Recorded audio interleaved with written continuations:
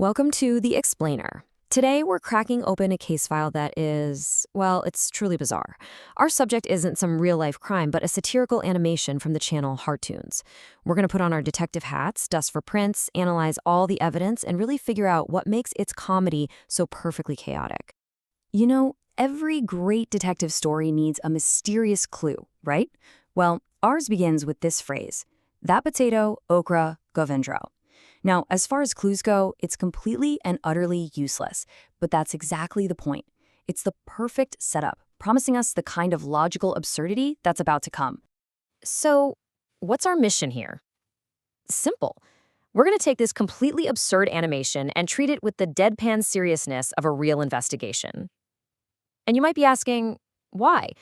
Well, because sometimes when you put something ridiculous under a microscope, you really start to see the genius in how it's all put together. All right, let's get right to the crime scene. We're diving into the initial incident report, and trust me, this is where the first threads of, let's call it, questionable logic really begin to unravel. So right off the bat, the officers on the scene they toss the rule book right out the window. The lead investigator's very first observation is, well, it's definitely not something you'd find in any police academy textbook. And there it is, the first official assessment logged in the case file. Come on. There's no brain at all. This line is brilliant because it's so blunt and unprofessional. It just immediately shatters that serious detective vibe we're all used to and sets this wild, absurd tone for the entire investigation. The team immediately has trouble just classifying their suspect. I mean, is it a human who kills in new ways across 3 states? Or is it an animal that is, somehow, like a human of an animal? It's a total paradox. This confusion about the very nature of their target is absolutely central to the chaos that's about to unfold. Okay, so next up, we move to forensics. Now, normally, this is where the fog starts to clear, right? Where the evidence starts telling a story. In this investigation, it does the exact opposite. So the forensic team, they managed to find one object. Just a single piece of evidence that they believe is the absolute focal point of their entire investigation, the thing that supposedly holds the key to this whole case. And here we have it, the very heart of the absurdity. Exhibit A, Facebook printed in a book. I mean, just think about that for a second. A sprawling digital social network has somehow been turned into a single physical object. It's an artifact that just shouldn't exist, a piece of evidence that makes a modern concept feel like some ancient, mysterious clue. So with this completely bizarre piece of evidence secured, the team didn't even hesitate. They just immediately jumped to action, formulating and executing a plan to hunt down their, paradoxical mystery suspect. So let's just take a look at the operational plan the team cooked up. Step 1, get the location. Okay. Step 2, follow the suspect. Makes sense. Step 3, confirm the suspect has already left. You see the problem here, right? The plan is literally designed to fail. Its own protocol guarantees that they're always going to be too late.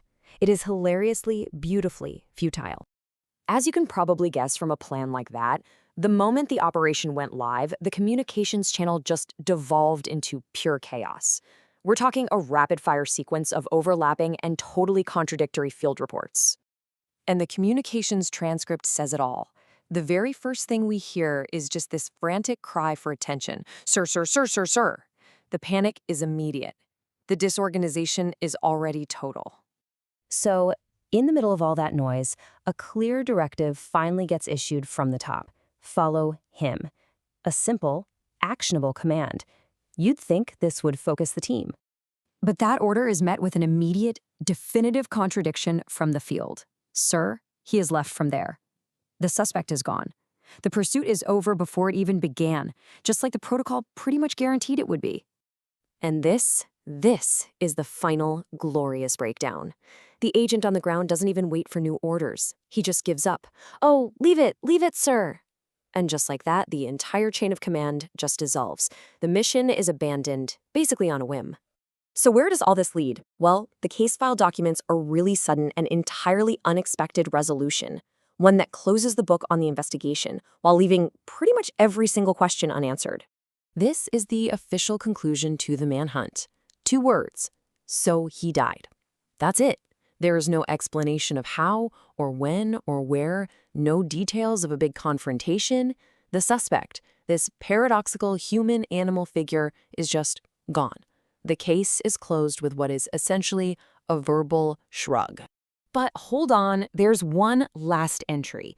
In a super irregular move, the file's author, the creator of the animation, breaks protocol and addresses the audience of the report directly.